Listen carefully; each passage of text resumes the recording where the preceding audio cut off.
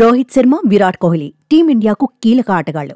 ఏళ్లుగా భారత జట్టుకు సేవలు అందిస్తున్నారు. బ్యాటింగ్ ఆర్డర్లో పిల్లర్స్ లా నిలిచిన ప్లేయర్లు. దాదాపు 15 సంవత్సరాలుగా టీమిండియా తరపున ఆడుతున్నారు. కానీ కొంతకాలంగా అంచనాలకు తగినట్టుగా ఆడలేకపోతున్నారు. బ్యాటింగ్ భారాన్ని మోయలేకపోతున్నారు. న్యూజిలాండ్తో స్వదేశంలోనూ విఫలమయ్యారు. సీనియర్ల వైఫల్యం టీమిండియాను దెబ్బతీసింది. ఆస్ట్రేలియా టూర్లో అయినా కోహ్లీ, రోహిత్ అనుభవం భారత జట్టుకు అడ్వాంటేజ్ అవుతుందని అభిమానులు ఎక్స్పెక్ట్ చేశారు. కానీ ఆసీస్ టూర్లోనూ సీనియర్లు విఫలమయ్యారు. ఆడిన 3 టెస్టుల్లోనూ హిట్ మ్యాన్ రాణించలేకపోయాడు. ఓపెనర్గా బరిలో దిగిన, మిడిల్ ఆర్డర్లో ఆడిన, పరుగుల రేసులో మాత్రం వెనుకపడిపోయాడు.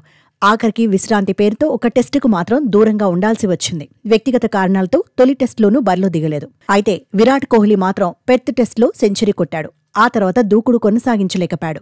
పరుగులు పోటెత్తించలేకపోయాడు. దీంతో కోహ్లీ, రోహిత్ టెస్టు కెరియర్ ముగిసినట్లేననే చర్చ జరిగింది. కానీ తన ఆట మిగిలే ఉందని హిట్ మ్యాన్ ఆల్రెడీ చెప్పేశాడు.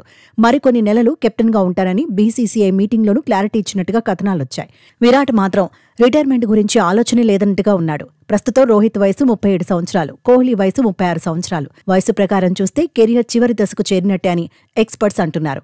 ఇంగ్లండ్తో టెస్టు సిరీస్ నుంచి ఇద్దరిని తప్పించాలని డిమాండ్స్ వినిపిస్తున్నాయి. ఇదే అంశంపై భారత మాజీ ఆటగాడు దీప్ దాస్ గుప్తా రియాక్ట్ అయ్యాడు. వచ్చే 5 నెలలు టీమిండియా కెప్టెన్కు కీలకం అన్నాడు. రోహిత్తో విరాట్ను మాత్రం పోల్చకూడదన్నాడు. ప్రతి ఆటగాడిని వ్యక్తిగతంగానే విశ్లేషించాలన్నాడు. ఇంగ్లండ్తో వన్డే సిరీస్ ఛాంపియన్స్ ట్రోఫీ, ఆ తర్వాత ఐపీఎల్తో రోహిత్ బిజీ అవుతాడన్నాడు. దేశవాళీల్లోనూ ఆడితే మళ్లీ ఫామ్లోకి వచ్చే అవకాశం ఉందన్నాడు. ఫిట్నెస్ను కాపాడుకోవడమూ ముఖ్యమే అన్నాడు. అయితే నిలకడగా రాణించడం కీలకమన్నాడు. వచ్చే 4-5 నెలల ప్రదర్శన చూశాకే టెస్టు సిరీస్కు ఎంపిక చేసే అవకాశం ఉందన్నాడు.